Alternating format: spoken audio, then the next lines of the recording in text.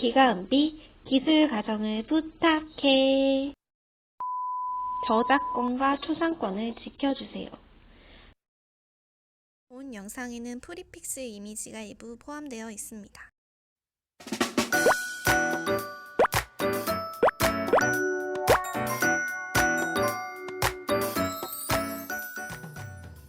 앞부분에서 생명기술이 무엇인지 배웠죠?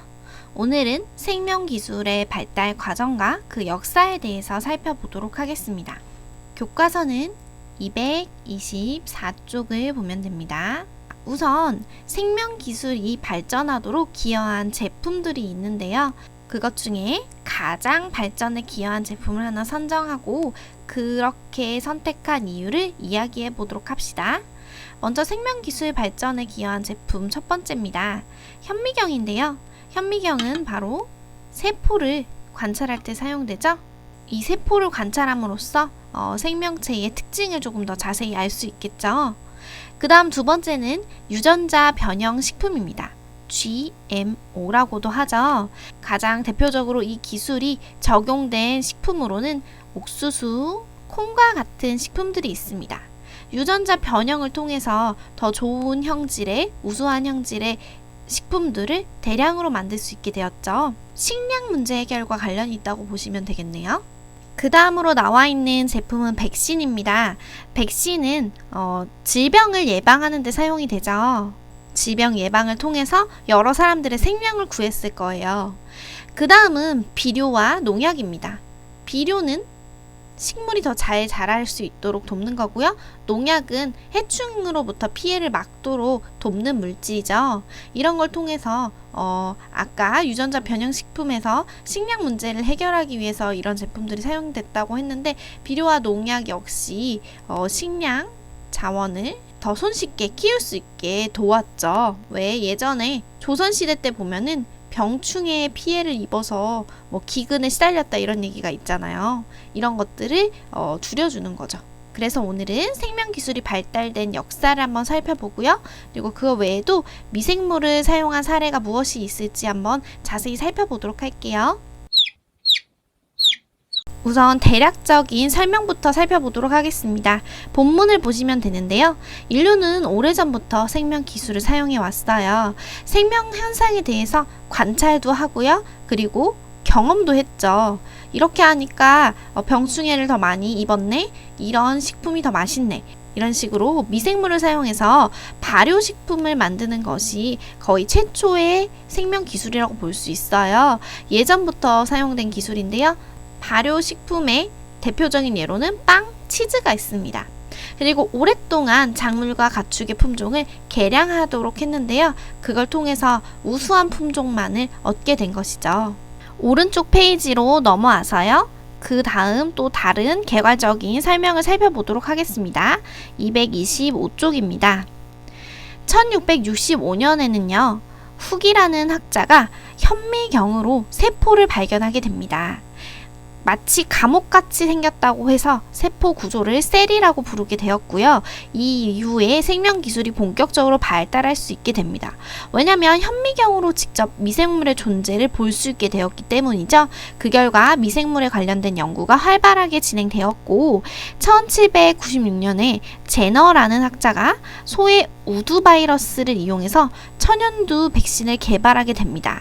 그 이후에 광견병, 잔티푸스 등 사람을 많이 죽였던 질병을 예방할 수 있게 됨으로써 생존율이 많이 올라가는 시대가 된 거예요. 이후 1865년에는 멘델이라는 학자가 식물의 형질, 그러니까 식물이 어떻게 모양이 생기고 태어나게 되는지에 대한 유전 법칙을 발견하게 돼요. 멘델의 연구에 대해서 간단하게만 설명을 하면요. 개체수가 많고 빨리 번식하는 콩을 가지고 실험을 했는데요. 순종인 노란색 완두콩과 초록색 완두콩이 있다고 봅시다. 이 두 식물을 가지고 교배를 시켰을 때 잡종이 탄생한 것을 볼 수 있었죠. 그리고 그 이후에 세대를 한 번 더 겪고 나니까 이번에는 노란색하고 초록색이 3대1로 섞인 이 또 다른 모양이 나오게 됩니다. 이런 식으로 유전적으로 어떤 유전자가 어떤 영향을 미쳐서 어떤 자손을 만들어 가는지 한번 과정을 살펴보면서 법칙들을 찾아낸 학자가 멘델이에요. 그리고 1953년, 거의 이제 우리가 있는 세대까지 가까워져 갔죠. 왓슨과 크릭이라는 학자가 DNA가 이중나선 구조로 되어 있음을 발견하게 됩니다. 그러니까 DNA라는 것의 모양을 찾게 된 거예요. 어떻게 생겼는지도 몰랐기 때문이죠. 이것이 기초가 돼서요, DNA의 이중나선 구조 모형이라는 것을 완성하게 됩니다. 이게 바로 DNA 이중나선 구조예요. 나선형으로 있는데 이게 두 개 있죠. 그래서 이중나선 구조라는 거죠. 이 모양이 어떻게 생겼는지 모형으로 완성했기 때문에 오늘날 분자 수준, 그러니까 작은 단위에서 생명 현상을 연구하는 분자 생물학 발전이 일어나게 된 것입니다. 자, 오늘날에는요, 이뿐만 아니라 인간의 DNA 염기 서열, 그러니까 DNA가 순서가 있을 거 아니에요? 이 순서를 분석해서 데이터로 만들어서 인간 게놈 지도, 그러니까 유전자 지도를 만들어내게 됐어요.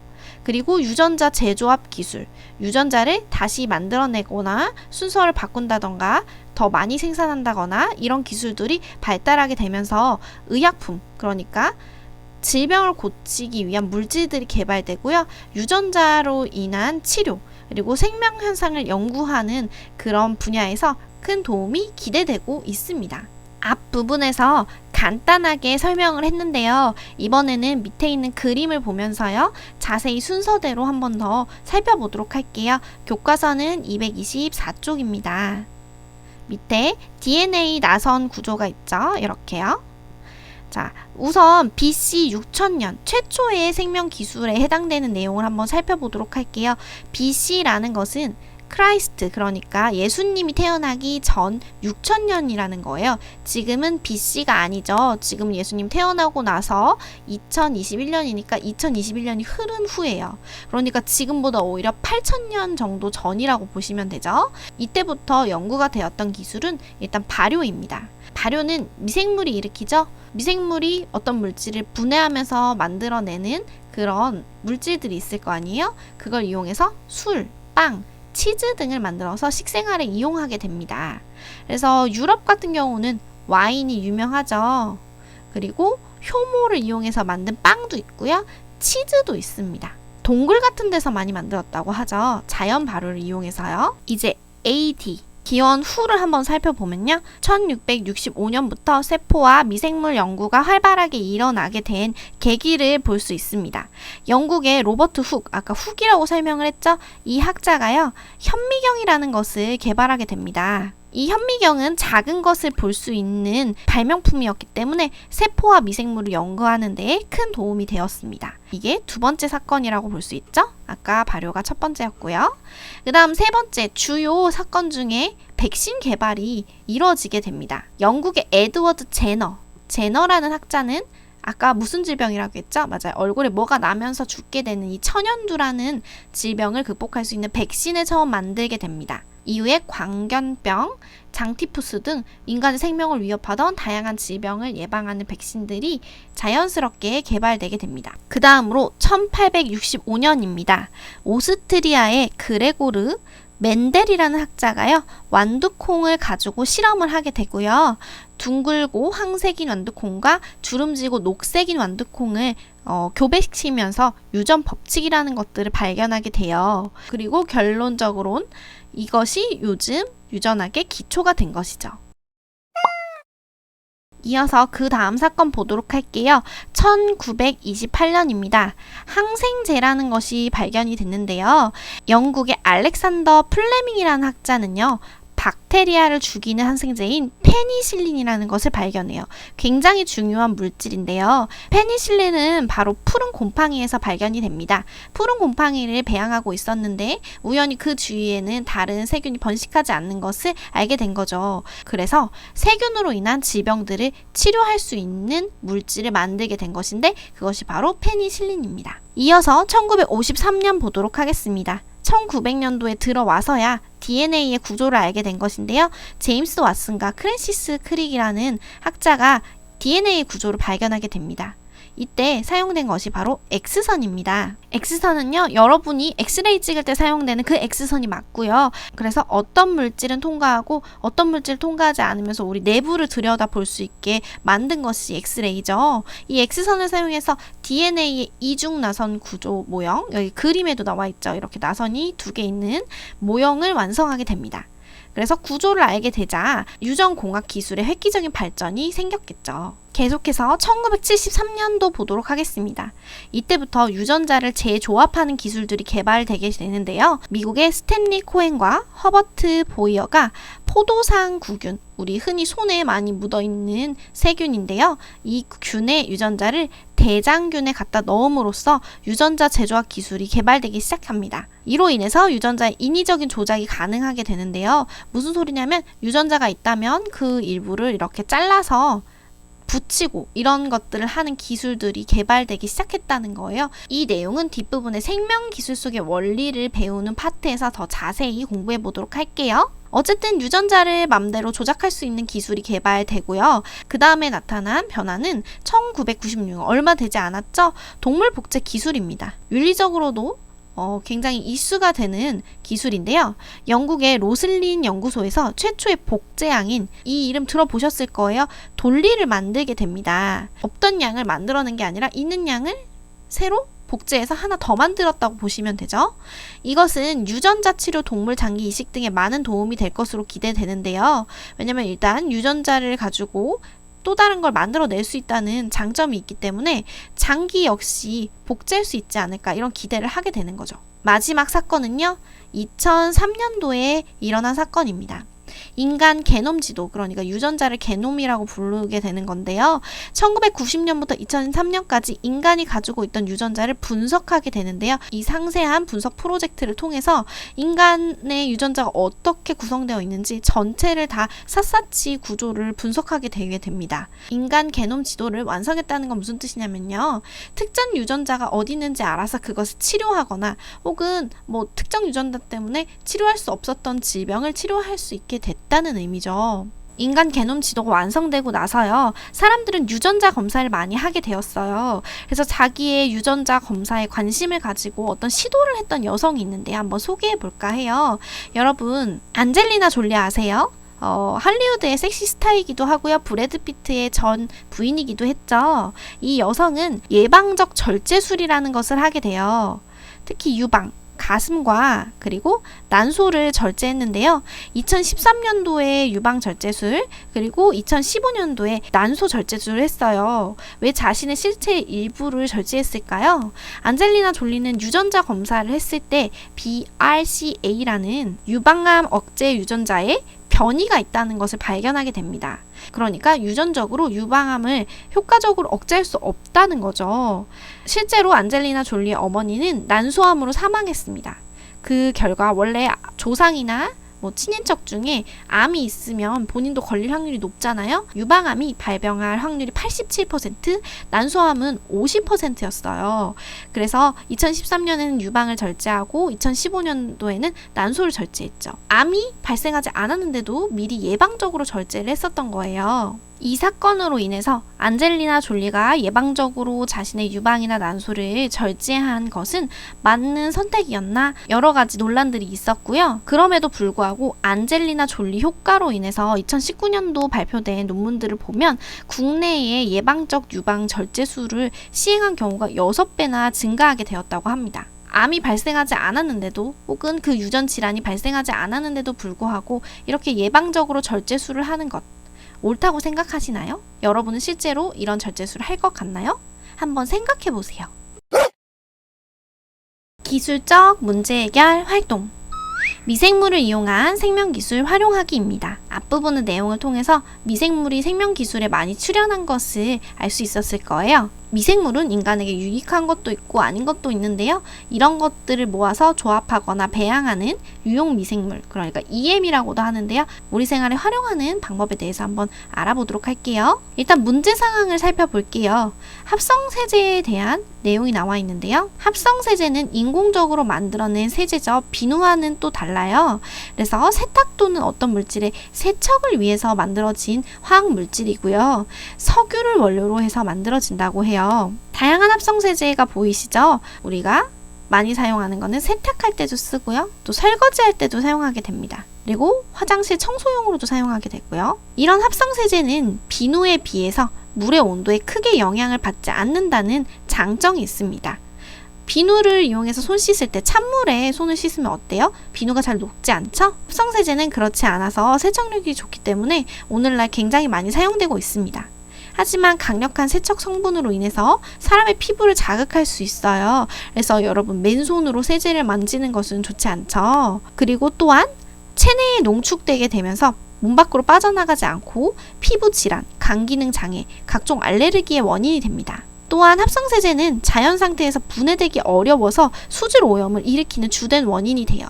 물에 거품을 일으킨다든지 그로 인해서 하천으로 흘러 들어가게 되면은 하천에 충분한 공기가 공급되지 않아서 물이 썩는다든지 이런 안 좋은 영향을 미치게 됩니다. 최근에는 이런 과도한 합성세제 사용으로 피부 알레르기를 호소하는 사람도 늘고 있고요. 얼마 전에 한 주부가 화장실용 합성세제 이걸 사용해서 공기순환이 되지 않는, 그러니까 막혀있는 화장실에서 청소를 하다가 급성 호흡 부진, 그러니까 숨이 안 쉬어져서 사망한 사건도 있었대요. 자, 사례를 한번 소개해 봤는데요. 그러면 해결해야 되는 문제가 뭔지 한번 생각을 해볼까요? 여기 밑부분에 적어보시면 됩니다. 해결해야 할 문제. 일단 세척력이 좋아서 사용은 되지만 이 세척 성분이 사람의 피부를 자극하고 있죠. 또 체내에 농축돼서 피부 질환, 간 기능 장애, 각종 알레르기의 원인이 되죠. 또 자연 상태에서 분해가 되지 않기 때문에 수질 오염을 일으키는 원인이 됩니다. 자, 이것들을 여기 문제 상황에다가 한번 적어보면 되겠죠? 결론적으로는 합성세제의 이렇게 안 좋은 점을 줄이기 위해서는 세제의 사용량 자체를 줄여야겠죠. 그래서 오늘 뒷부분에 보면 유용 미생물의 발효액이라는 것을 만들어서 다양하게 사용하는 방법이 옆 페이지에 소개되어 있어요. 발효액을 만드는 활동을 하기 전에 보시면 이 미생물이 어떻게 일상생활에 사용되고 있는지 한번 조사해보는 활동을 한번 해보도록 할게요. 유용 미생물을 한번 검색해 보시면 다양한 내용들이 나올 겁니다. 이용되고 있는 예를 선생님이 간단하게 소개를 한번 해볼게요. 우선 미생물은 여러 가지가 있지만 효모라는 미생물 들어보셨죠? 이용되고 있는 예를 한번 살펴보면서 적어보도록 할게요. 맛있는 빵을 만들 때는 효모, 이스트라고도 하는데요. 이것을 이용해서 만들게 됩니다. 자, 식품과 관련된 예시를 조금 더 살펴보도록 할게요. 요구르트, 치즈 등을 발효시킬 때 사용되는 균이 있어요. 많이 들어보셨나요? 유산균이라고 하죠. 항생제를 만드는데 아까 얘기했던 균이 있었어요. 항생제 생산에 많이 사용되는 균으로서 방선균이라는 것이 있어요. 방은 놓았다, 선은 정말 여러분이 생각하는 선이라고 생각하면 되는데요. 줄이 퍼져 있다, 방사선 모양으로 퍼져 있다는 뜻이에요. 이 방선균은 주로 토양에 서식하고요. 여기 그림을 보면은 실제로 이렇게 퍼져 있죠. 여기 그림에 보이는 것처럼 실의 형태로 번식하게 되고요. 이 증식의 결과 2차 대사 산물을 만들게 됩니다. 그러니까 대사를 하게 되면서 만들어지는 물질들이 있다는 거죠. 그런데 우리가 자연에서 발견할 수 있는 천연 항생 물질의 60에서 70%가 바로 이 대사 산물에서 나왔다고 해요. 그러니까 방선균 중에 굉장히 우리에게 유용하게 활용될 수 있는 균들이 있는 것이죠. 그 다음으로 실제로 미생물이 이용되고 있는 예 하나 더 써보도록 할게요. 막걸리 생산에도요, 균이 이용되게 되는데 그때 이용되는 균의 종류 중에 하나가 사상균입니다. 사상균은 실사자를 써서 실 모양처럼 생긴 균이라고 해요. 여기 그림에 보면은 이렇게 가늘게 퍼져 있는 게 보이시죠? 사상균의 대표적인 예로 무엇이 있냐면 바로 누르곰팡이가 있습니다. 균에 대해서 잘 모르는 친구들도 이 곰팡이 종류 중에 누르곰팡이는 들어봤을 거예요. 쌀로 누룩이라는 물질을 만드는 데 사용이 되고요. 그걸로 막걸리를 만들게 되는 것이죠. 또 누룩곰팡이 외에 사상균으로 유용한 곰팡이가 뭐가 있냐면 푸른 곰팡이가 있습니다. 앞부분에 본문 배울 때 배웠는데요. 푸른 곰팡이가 바로 페니실린이라는 물질을 만드는 데 사용이 되었죠. 이렇게 우리의 삶에 유용하게 사용되고 있는 미생물을 유용 미생물이라고 하는데, 우리가 만들어 사용할 유용 미생물 발효액에 포함될 주요 미생물의 종류와 기능을 조사해보자고 되어 있어요. 그러니까 뒤에 미생물 발효액을 만들 건데 거기에 포함시킬 미생물을 골라보라는 거죠. 효모균을 넣을 거라면 발효작용으로 유기물을 분해하는 일을 한다라고 이렇게 미생물이 하는 일을 적어주시면 되죠. 자, 다른 것도 한번 적어볼게요. 젖상균, 다른 말로는 유산균이라고도 합니다. 유산균은 발효작용을 하고요. 항균 작용도 해요. 균을 막게 되죠. 그래서 유해한, 안 좋은 미생물의 번식을 줄이게 됩니다. 유기물, 그러니까 어떤 물질에 급격하게 부패되고 분해되는 현상을 좀 막아줄 수 있죠. 그 다음으론 앞부분에서 잠깐 언급했던 방성균을 한번 볼까요? 방성균은 유기물을 분해합니다.